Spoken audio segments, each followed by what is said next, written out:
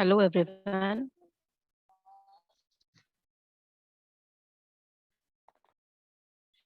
The topic is performance management. Myself, Assistant Professor Tapasya Patil, St. Wilfred's College of Arts, Commerce, Science, Panvel. Now we will be starting with performance management. Meaning of performance management includes activities to ensure that goals consistently begin met in an effective and efficient manner. Performance management can focus on performance of the organization, department, process to build a product or a service employees.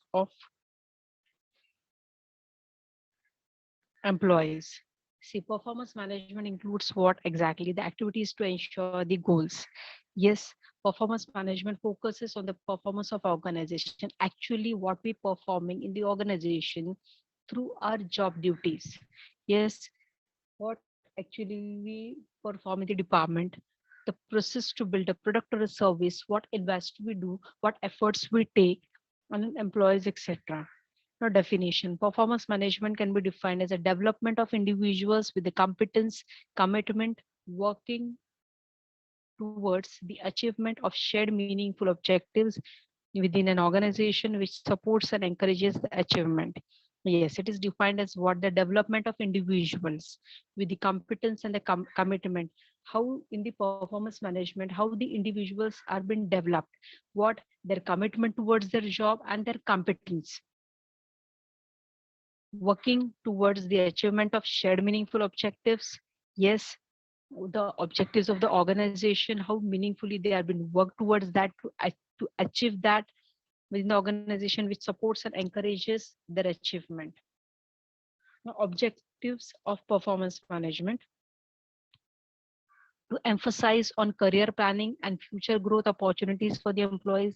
Yes, performance management, why organization focuses on that exactly for the career planning for the employees and for their growth opportunities. It is ensured to raise the efficiency and productivity of employees.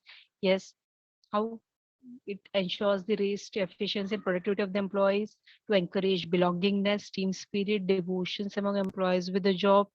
Yes, to encourage what? Belongingness, team spirit. Yes, how with the team, with the coordination, how we could work, and the devotion among employees to provide feedback about HR planning and potentials, to implement the planning facts, to identify systematically the need and the requirements of some learning and training aspects, to promote better and high work culture in the organization. Yes, how we can promote the better and high work culture in the organization, to focus more on system approach to perform appraisals rather than to make any formalities. Yes, how can we focus on the system approach to perform appraisals, to foster a positive relationship between managers and employees through two-way communication.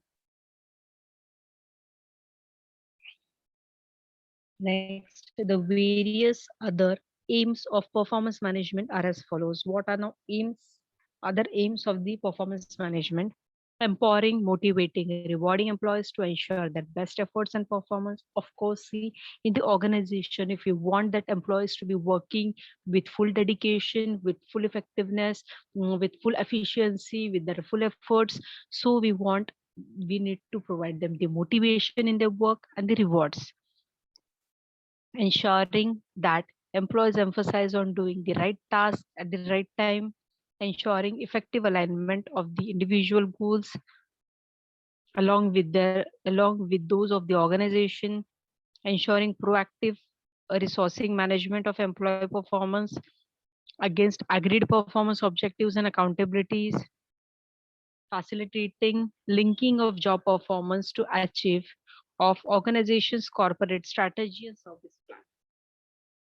Yes, that would be a linking of job performance to achievement of organization's corporate strategy and service plans, facilitating the alignment of individual goals and objective with that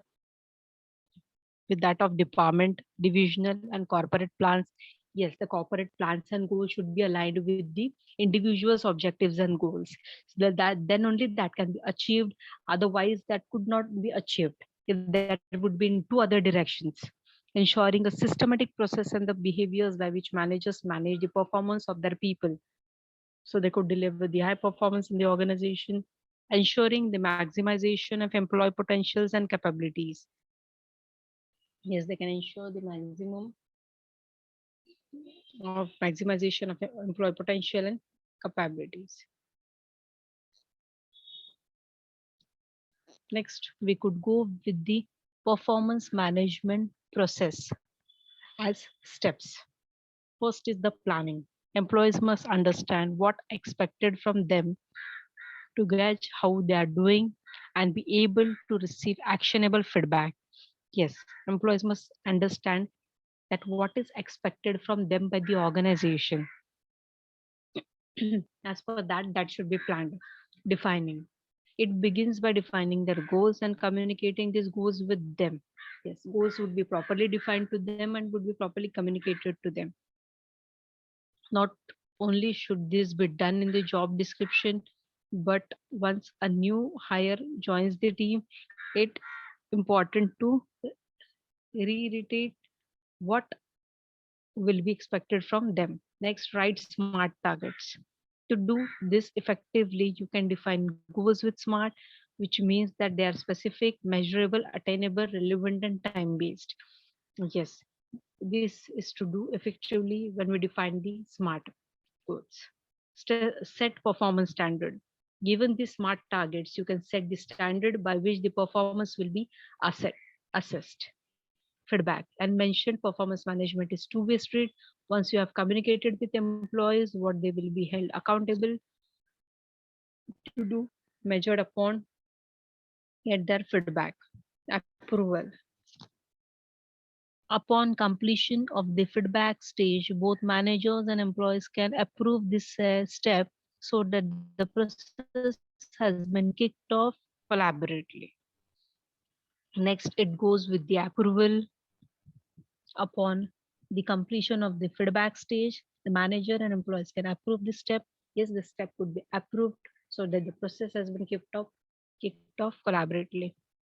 Coaching. Once the goals have been set, coaching stage, which consists of continuous meetings, commences. Organization. Organize regular check-ins and meetings so that the managers and employees can communicate how things are going. Training. When an employee is struggling, they want to know that they can ask for help, setting up the relationship as in which to train employees and how them to air their challenges to make them step more transformative. Yes, when the employees are struggling, they want to know that they can ask for the help, setting up the relationship as one of which they can train the employees and allow them to air their challenges. Feedback. Both parties should feel comfortable to give and receive feedback. Yes, both the parties should feel the comfortable to give and receive feedback. Objectives by staying connected with the organization. Purpose is defined in step one. Then management can make sure that the work is being done and being the standard set. Next is review.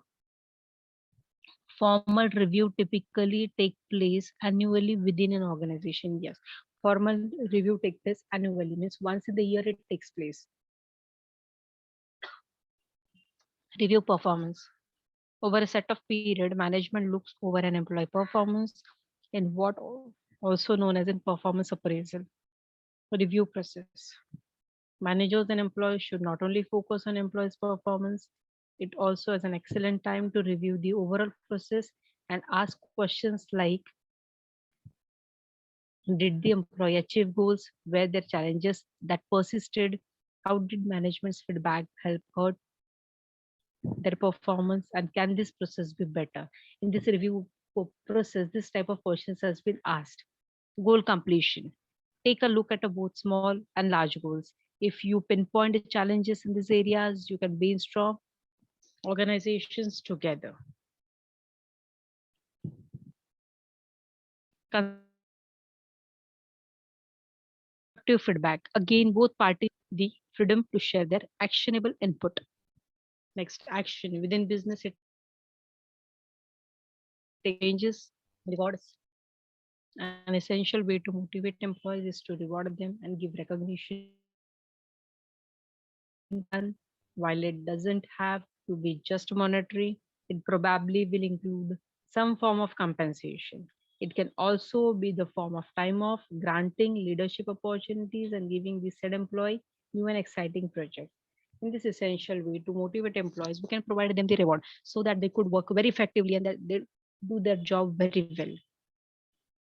While it doesn't have to be get monetary, it probably will include some form of compensation. Looking ahead, the final step is to look after and work together on how the process will take a shape next year. Next, what is underperformance? Underperformance is when the employee is performing their duties below the required level expected. Yes. What organization expect from the employees below that level, they perform their duties. So that is underperformance, not up to the mark at all. Failing to perform duties to high standard altogether, non-compliance with the work policies and procedures, bad behavior that negatively impacts others in the performance. Yes, failing to perform the duties is mean the underperformer side. Reasons for underperformance: lack of growth opportunities, lack of variety, lack of communication, work-related stress, lack of settling in period, personal issues, bad working environment, lack of challenges. See, lack of growth opportunities. If he would see, he would he would never perform very well. Lack of variety. The same job continuously is getting for in several years. Of course, he'll go for an underperformer. Lack of communication if he has, his performance wouldn't be very well. If work stress he has, his performance wouldn't be very well. Lack of settling in period, personal issues if he any have like issues in his home or whatever, he may face the problems in his work. Bad working environment is there, so he would not perform that well. And lack of challenges. Thank you.